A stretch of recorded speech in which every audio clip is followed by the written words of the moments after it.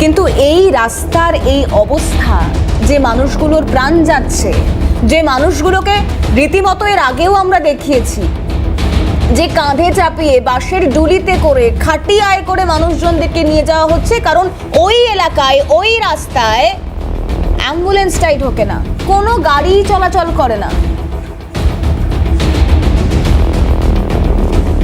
দেখুন সেই ছবি আপনাদেরকে দেখাচ্ছি। মালদা থেকে শুরু করে পশ্চিম মেদিনীপুরের একাধিক জায়গা, বীরভূম, উত্তর 24 পরগনা, এখন খাটিয়াটা ট্রেন্ড হয়ে গেছে কিনা বা খাটিয়া দিয়ে অ্যাম্বুলেন্সের গুরুত্ব বোঝানো যাবে কিনা আমার জানা নেই, কিন্তু তা নিয়ে মানুষ সরব হয়েছেন, ক্ষোভ দেখিয়েছেন। বহু এলাকায় জমা জলে মানুষ মাছ ধরবার জাল বেছাচ্ছেন, জাল ছড়াচ্ছেন। কেন ছড়াচ্ছেন? শুধুই কি তার রসিকতা, রঙ্গরসিকতার সময়, নাকি বিক্ষোভ, নাকি প্রতিবাদ? কারণ এই জালটা কি এই রাস্তায় ছড়ানোর কথা, যদিও রাস্তা না পুকুর তা বলা দায়।